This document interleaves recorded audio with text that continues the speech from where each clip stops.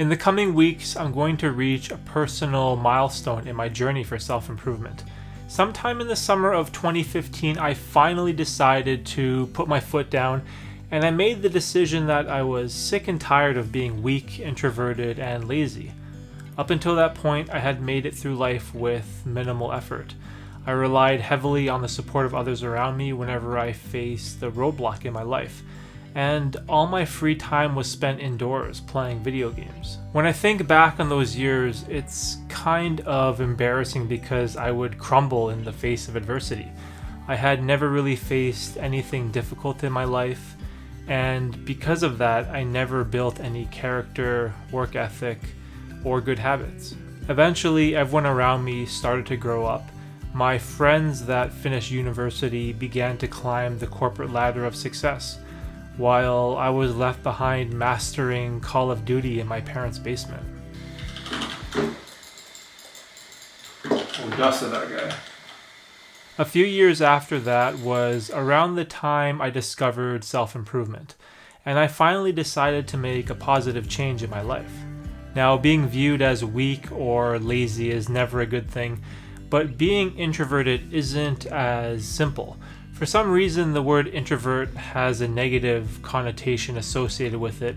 Immediately, most people think of introverts as either quiet or shy.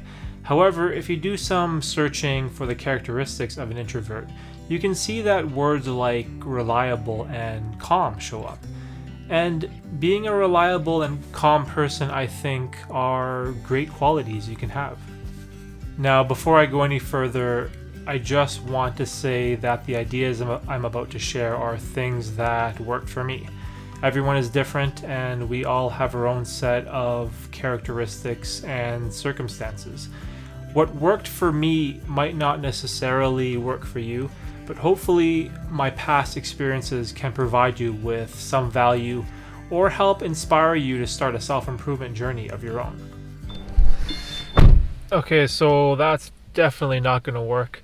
Originally, I wanted to just walk around in this park and tell the self-improvement story, but there's way too much wind right now. It's probably going to ruin all the audio for this, so we're better off just, I guess, filming this in the car. It's not the best thing, but the other reason why I wanted to do it in a park is filming outside and doing this whole vlogging style of video makes me really uncomfortable. And this is part of the reason why I like self-improvement, is challenging yourself and putting you in these weird, uncomfortable positions that forces you to adapt and get better.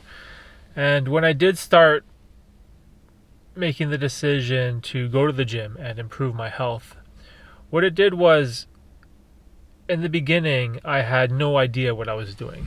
I would go to the gym and assume that just by lifting any weights you would get stronger over time. And I wasted about a year or so of making no progress. And it wasn't until I learned about this concept called progressive overload. Now, this is a concept that bodybuilders and powerlifters use to build muscle mass and strength over time. And the mistake I was doing was I would go to the gym and then just keep lifting the same weight with the same reps over and over and over. And I never really saw any results. But it wasn't until I learned about progressive overload where I learned that by doing 100 pounds one week and then 105 the next week and then 110 and 115, by slowly adding more and more weight to the bar, it forces your muscles to adapt, because all of a sudden your body's like, oh shit, this guy's just lifting more and more weight every single week, so it's going to have to change and get stronger over time. And this was really beneficial for me in terms of self-improvement, because what it did was, by going to the gym, I eventually finally saw some progress. And once you do see some progress in your health, it kind of translates and spills over into other things. And for me, this was more specifically my diet. As whenever I would go work out and go to the gym, I would go home and, go have lunch or whatever. But I always felt like I should eat something healthy or something clean, because I spent all that time and effort in the gym working hard, and I didn't want to ruin it by eating shitty food or eating fast food or eating something terrible.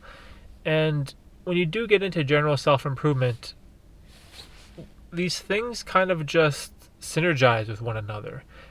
You just learn better discipline, better work habits, and your life just kind of improves overall. So if you are like me and you feel like your lack of strength and introversion are a detriment, try going to the gym and cleaning up your diet, as building a healthier, stronger body can be the foundation for improving your life. And in all honesty, working out, one of the biggest benefits really is increasing your energy levels. Now, this may seem a little contradictory as you're going to the gym to burn energy, but once you get in the habit and routine of working out and eating healthy, your energy levels kind of normalize and you feel like a lot more productive with your time. And you can use that extra productivity and energy to improve the other aspects of your life that you want to get better at. In closing, I want to talk about a very simplistic quote I heard once from the great Elon Musk.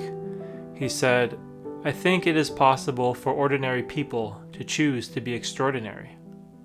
Now, there is nothing revolutionary or mind-blowing that was said here.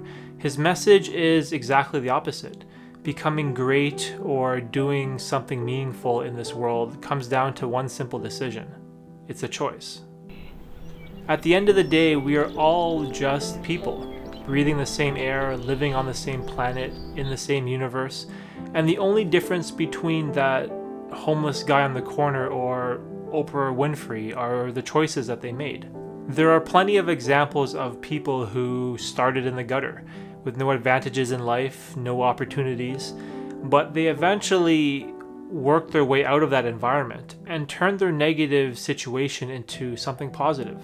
Now, I'm not saying I am one of these people, as I am still trying to figure out my own path in all of this. However, you need to take the time to analyze yourself, pinpoint your weaknesses, and work on them.